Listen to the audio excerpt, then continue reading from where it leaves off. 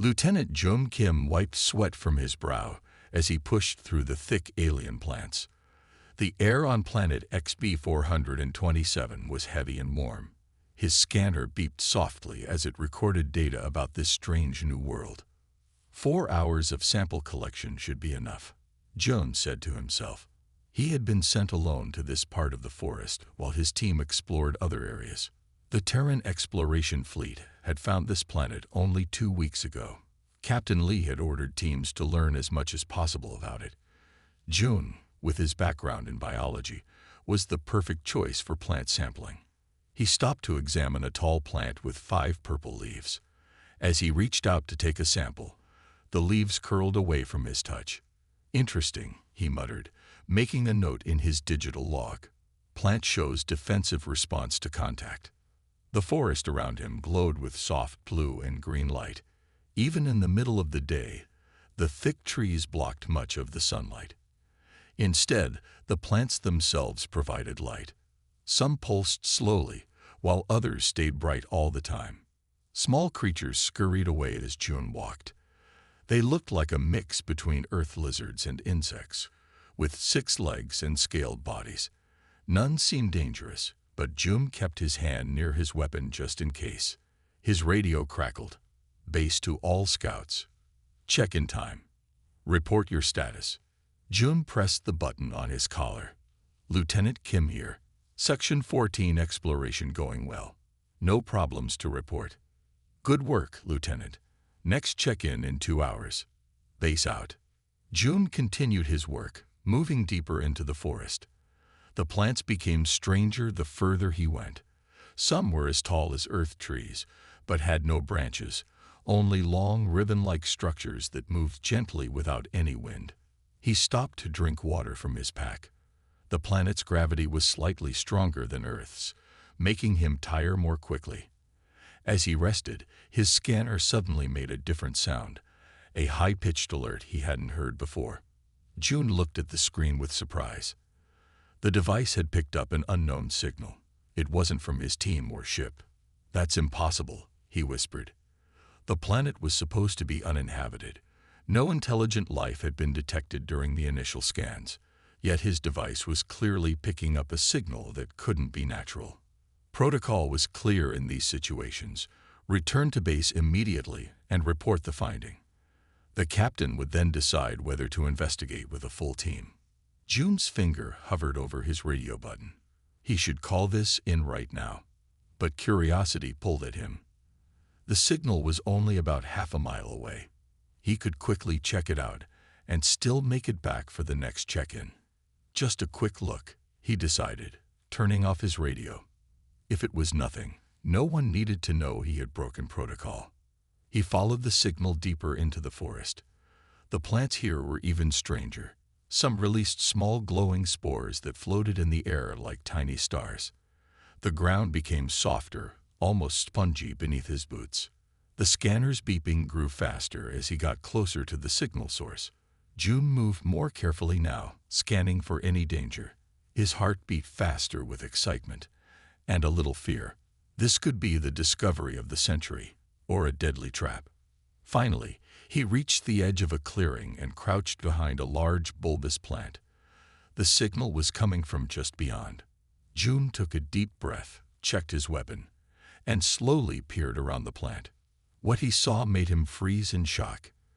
In the middle of the clearing was someone who definitely wasn't human, and they weren't alone. The signal he'd been following was a distress call, and now he understood why. June's mouth fell open as he stared at the scene in the clearing. An alien stood with her back against a large rock. Her skin was a soft blue color that shimmered in the light. She looked almost human in shape, but taller and more slender. Her eyes were large and completely black, without any white parts. Long silver hair flowed down her back. She wore what looked like a uniform, a tight silver suit with strange tools hanging from a belt. Around her on the ground lay scattered equipment and broken containers. But it wasn't the alien that made June's heart race. It was the creature approaching her. The thing was massive, at least 10 feet tall on its 6 thick legs. Its body was covered in dark, oily scales that shifted colors as it moved. A row of spikes ran down its back. Its head had no eyes that June could see, but 6 waving tentacles extended from where a face should be. Yellow slime dripped from these tentacles, burning small holes in the ground wherever it fell. The blue alien was clearly trapped. She held some kind of small weapon, but it looked damaged. The creature moved closer, its body low to the ground like a cat about to pounce. "Stay back!" the alien shouted in a musical voice. To June's surprise, he understood her words. She must have a translation device. The creature made a horrible gurgling sound and moved closer. June knew he should call for backup. This wasn't his fight, but the alien woman would be dead long before help arrived. He quickly checked his weapon. His plasma rifle was fully charged but had limited shots. He would need to make each one count. The alien woman spotted him at the edge of the clearing. Her black eyes widened in surprise. Humans were new to space travel, and most alien species had never seen one before. "Help," she called to him. "Please help." The creature spun around, sensing June's presence. Its tentacles waved in his direction, dripping more of the yellow acid. Making his decision, June stepped into the clearing. "Hey, over here," he shouted, trying to draw the creature away from the alien woman.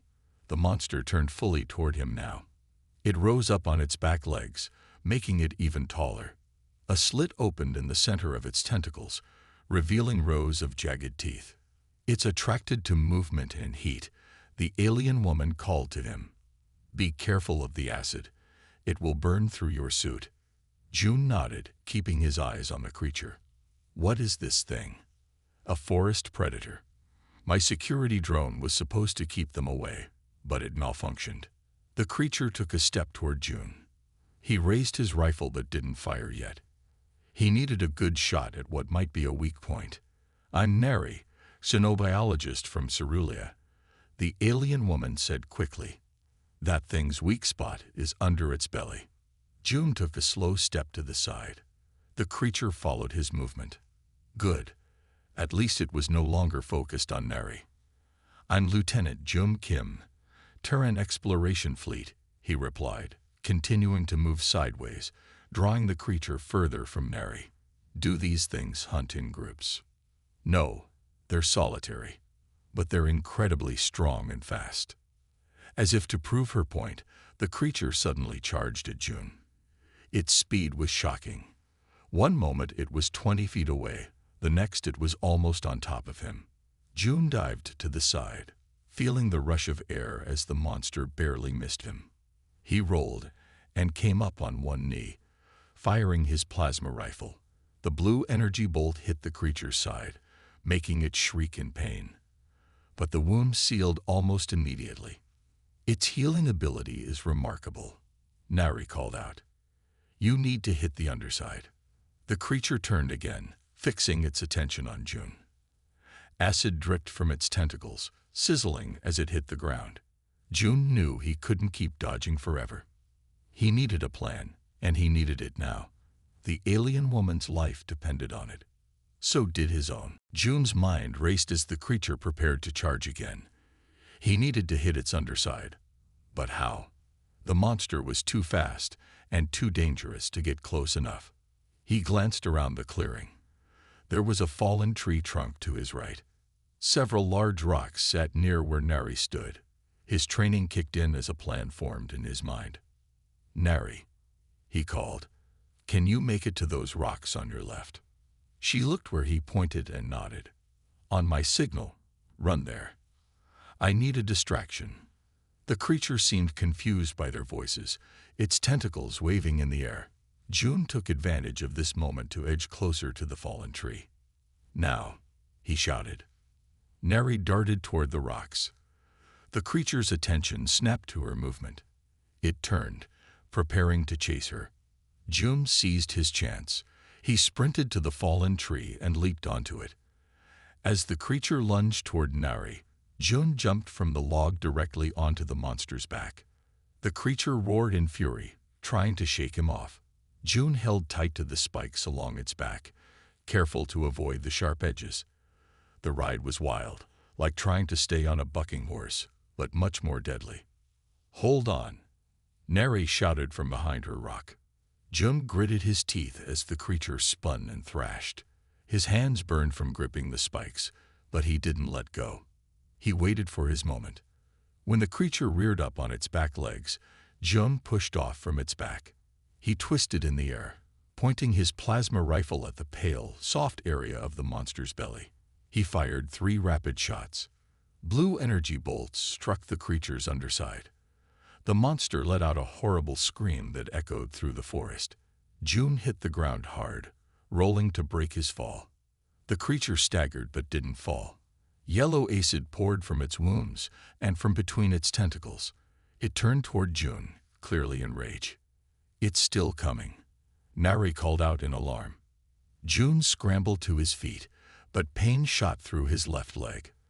The fall had injured him. He limped backward as the creature advanced. His rifle showed only 2 shots remaining. He had to make them count. "Neri," he called, "I need another distraction." Without hesitation, Neri emerged from behind the rocks. She picked up a broken piece of equipment and threw it far to the right. The device beeped and flashed as it flew through the air. The creature's tentacles followed the sound and movement. As it turned, Jun saw his chance. He dropped to one knee for better aim and fired his last 2 shots directly at the wounds he'd already made on the creature's belly. The plasma bolts hit their target perfectly. The monster's entire underside erupted in blue flame. It thrashed wildly, its legs collapsing beneath it.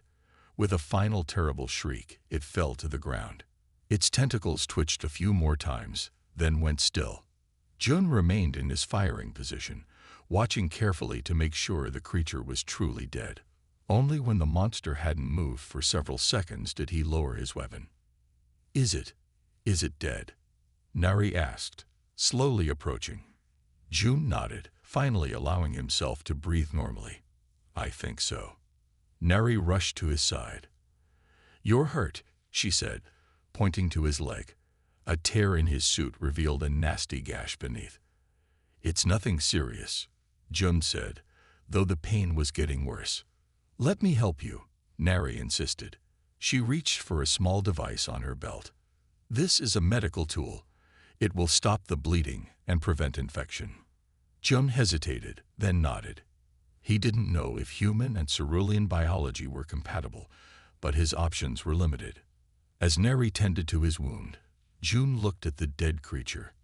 "You saved my life," Neri said softly. "I don't know how to thank you." Jun smiled through his pain. "Staying alive is thanks enough. Now we need to get somewhere safe before more of those things show up." Neri's black eyes widened. "More. But they're solitary hunters." That shriek was loud enough to attract every predator for miles, Jun explained. "We should move." Neri nodded and helped him to his feet. "My research outpost is a day's journey from here. Can you walk?" Jun tested his leg. The pain was less now, thanks to Neri's treatment. "Lead the way," he said. As the planet's sun began to set, Jun and Neri found a small cave to rest in for the night. The entrance was narrow enough to defend easily, and Jun placed some of Neri's broken equipment in a ring outside as a simple alarm system. Inside, Jun built a small fire using dry plants and his plasma rifle's lowest setting. The blue flames gave off good heat but little smoke. "Your technology is different from ours," Neri said, watching him work. "We don't use plasma weapons. They're too destructive." Jun sat down across from her, stretching his injured leg. "What do you use for protection, then?" "Mostly sound-based devices that confuse predators. And drones, when they work properly." She looked down sadly. "My drone malfunctioned. That's why I was in danger." Jun nodded. "Everyone's technology fails sometimes. Even the best machines break." "Not cerulean machines," Neri said with a hint of pride. "We're known for our perfect technology. This failure is unusual." The fire crackled between them as night creatures made strange sounds outside. June took out his emergency rations and offered some to Nari. "What brings your people to this planet?" he asked. Nari examined the food bar curiously before taking a small bite. "Research. My team studies new life forms. This planet has species we've never seen before. Like that thing that attacked you." "Yes. We call it a nexus hunter because it hunts at crossing points in the forest." She tilted her head, studying June. "And why are humans here? Your species is new to space travel, isn't it?" June nodded. "We only developed faster than light travel 30 years ago. We're exploring, learning about the galaxy, and collecting samples," Nari added, pointing to his collection bag. "Yes, knowledge is important to us." Nari's black eyes reflected the firelight. "To us as well. The Cerulean Science Academy is the oldest in the galaxy. We've studied stars and planets for thousands of years." June whistled softly. "Thousands. Humans have only had advanced science for a few hundred years. Yet you fought that creature with impressive skill," Nari said. "Most species would have fled or been killed." June shrugged. "Humans are good at adapting. It's how we survived on Earth. We're not the strongest or fastest species, but we think quickly."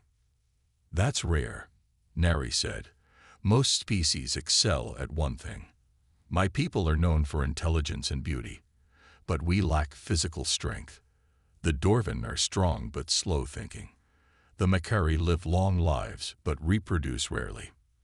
"And humans?" June asked. "What are we known for?" Nari smiled, showing teeth that were perfectly white but slightly pointed.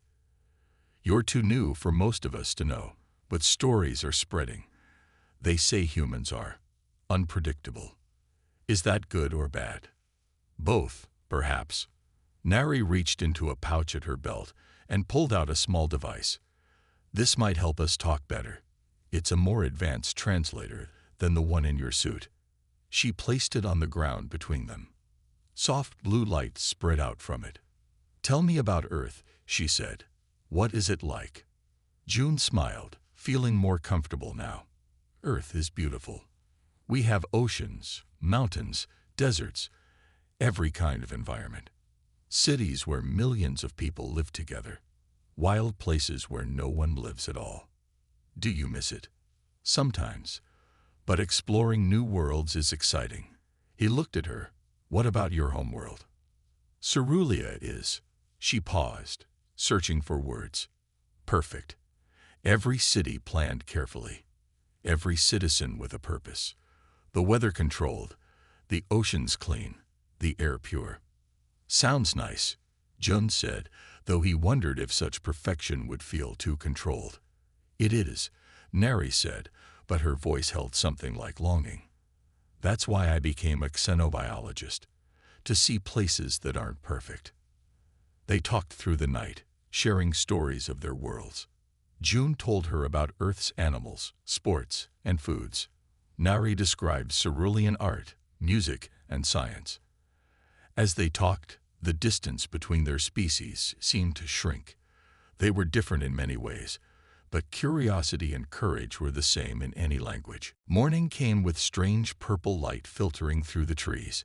June woke first, alert to any sounds of danger. His leg felt better, but still hurt when he put weight on it. "We should move soon," he said as Nari opened her eyes. "My team will be looking for me. I missed last night's check-in." Nari nodded and quickly packed her remaining equipment. "The outpost is to the north, about 10 miles from here." June frowned. 10 miles was a long way with his injured leg, but they had no choice. He checked his rifle. No charge left. It would be useless if they met more creatures. "I can help you walk," Nari offered, seeing his concern. "I'll be fine," Jun said, not wanting to slow them down. He stood, hiding a wince of pain. They left the cave and headed north. The forest was more open here, with paths between the glowing trees. Strange birds with 6 wings flew above them, calling to each other with musical sounds. After an hour of walking, Jun's leg was getting worse. Sweat covered his face, and he limped heavily. "We need to rest," Neri said firmly. "Your wound is reopening." June didn't argue. They stopped by a small stream where pink water flowed over blue rocks. Neri helped him sit down. "Let me see it," she said, kneeling beside his leg. The wound looked angry and red. June knew infection was a real danger on an alien planet. Neri took out her medical device again. "This will help more permanently, but it might feel strange." "What is it?" June asked. "Cellular regrowth stimulator. It makes your own cells heal faster." She looked at him seriously. "Do you trust me?" June thought about how she could have left him behind, but didn't. "Yes," he said simply. Neri placed the device on his wound. It hummed softly, and a cool feeling spread through June's leg. The pain began to fade almost immediately.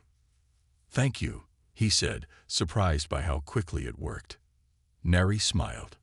"It's the least I can do after you saved my life." As they rested, June's scanner started beeping. He checked the screen and frowned. "What is it?" Neri asked. "Movement. Multiple signals." He showed her the screen. 5. No, 6 large creatures moving this way. Neri's face paled, making her blue skin look almost white. More Nexus hunters.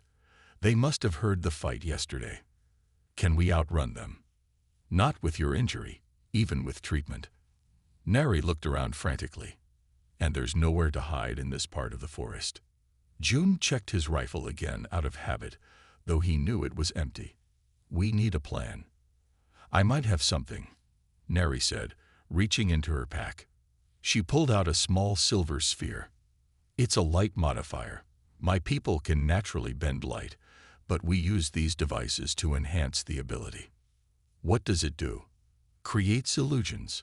I can make it look like we're in one place when we're actually in another." June nodded, impressed. That could work.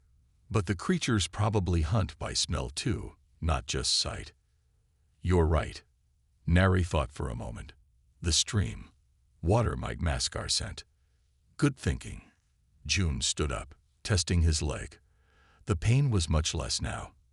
"We can walk in the stream for a while, then use your device to create a false trail." They quickly moved to the stream. The pink water was cold but shallow enough to walk in. They followed it downstream, moving as fast as they could. Behind them, June's scanner showed the creatures getting closer. They were moving faster than expected.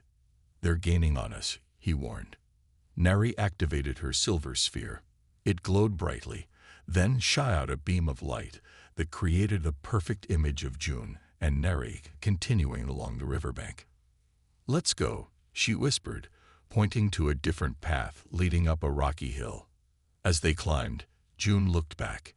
In the distance, he could see dark shapes entering the clearing by the stream. The creatures paused, looking at the light illusions of June and Neri. "Will it fool them for long?" he asked. "Not for long," Neri admitted, "but hopefully long enough." They reached the top of the hill and looked ahead. In the valley below, June could see metal structures gleaming in the purple light. "The outpost," Neri said with relief. "We're almost there." But a loud roar from behind told them the creatures had discovered the trick. The Nexus hunters were now racing up the hill, directly toward them. "Run!" June shouted, grabbing Neri's hand. They raced down the other side of the hill toward the outpost. The Nexus hunters were fast. June could hear them crashing through the forest behind them. His leg hurt, but fear pushed him forward. "We can't outrun them," Neri said, her breath coming in quick gasps. "The outpost is still too far." June looked ahead. Between them and the outpost was a narrow canyon with steep walls on both sides. Once they entered it, there would be no escape if the creatures caught up. "We need to make a stand," he decided. "Right here, before the canyon." Neri looked at him like he was crazy. "There are 6 of them, and your weapon is empty." June scanned the area quickly. Large rocks dotted the hillside. The ground was uneven with many hidden dips and rises. "We can use the terrain," he said, "and your light device. Do you have anything else that might help?" Neri thought quickly. "I have one sonic disruptor. It might confuse them for a short time." "Good. Here's the plan." The first Nexus hunter appeared at the top of the hill. Its tentacles waved in the air, searching for their scent. 5 more creatures joined it, their bodies shifting colors in the purple light. "Now," June whispered. Neri activated her light device again. This time, instead of creating copies of themselves, she bent the light around them, making them harder to see. "We're not invisible," she warned, "but they'll have trouble tracking us if we move slowly." June nodded and picked up a large rock. He threw it far to the right. It crashed loudly through some plants. The hunters turned toward the sound, their tentacles reaching out. They moved as a group, following the noise. June and Neri crept to the large rocks they had selected earlier. Once in position, June gave the signal. Neri threw her sonic disruptor into the middle of the hunting pack. It exploded with a high-pitched whine that made even June's ears hurt. The creatures thrashed in confusion, bumping into each other. Their coordination was broken. "Keep them confused," June called. He began throwing more rocks from his position, hitting the creatures from one side. Neri understood. From her hiding place on the opposite side, she created light illusions that made it seem like threats were coming from multiple directions. The Nexus hunters didn't know which way to turn.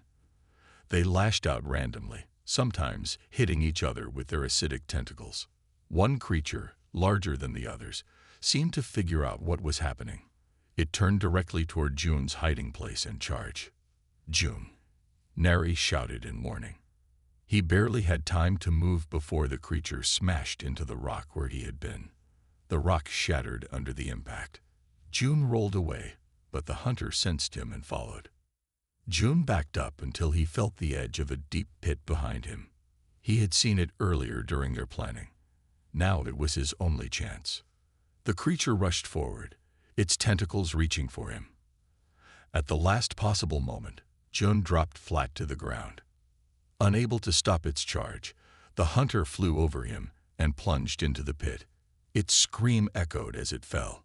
The other hunters were still disoriented, attacking Neri's light illusions, but they wouldn't be fooled for long. "Neri," June called, "we need to get to the canyon now." She ran to him, her light device growing dimmer. "It's running out of power." They sprinted toward the canyon entrance. Behind them, the remaining 5 hunters realized the trick. Their angry roars filled the air as they gave chase. June and Neri reached the narrow canyon.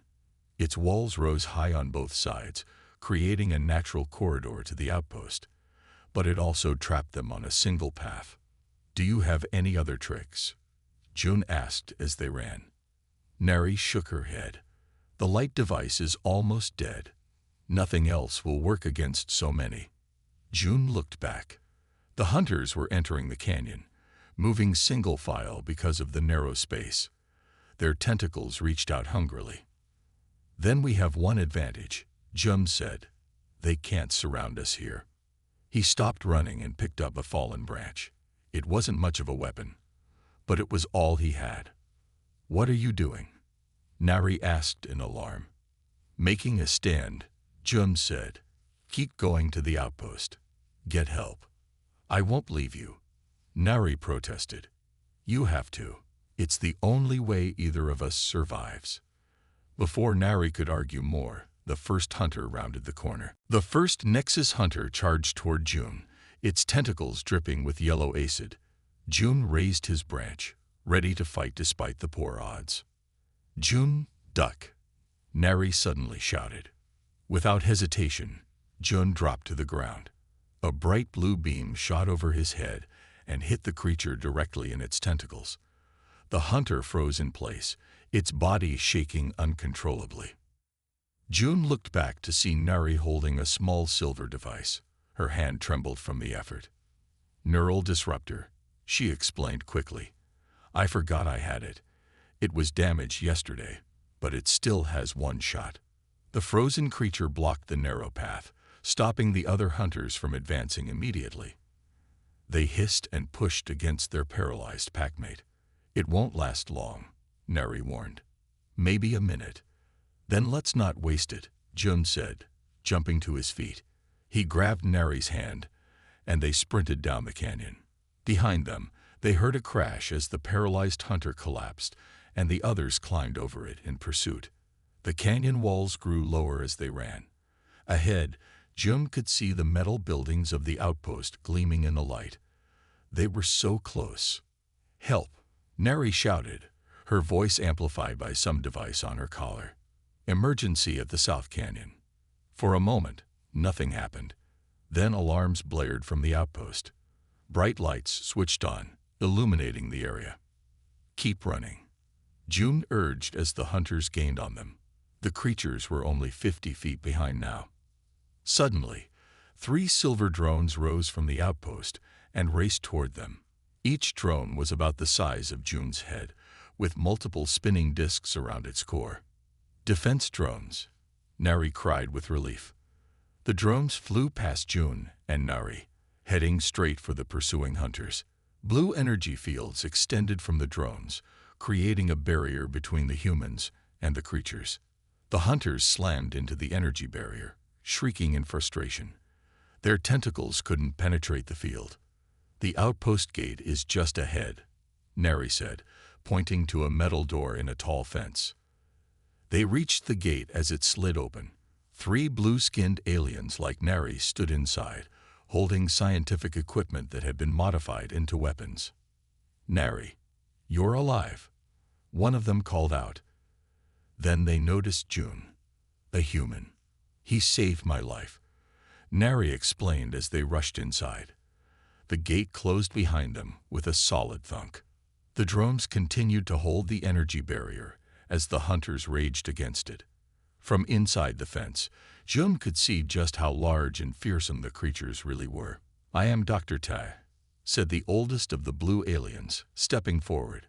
His silver hair was tied back, and he wore a more elaborate uniform than the others. "Welcome to our research outpost, human." "Lieutenant Jun Kim, Terran Exploration Fleet," Jun replied formally, though he was still breathing hard from their run. "You were missing all night," Dr. Ta said to Nari. "What happened to your emergency beacon?" "Damaged in the attack," she explained.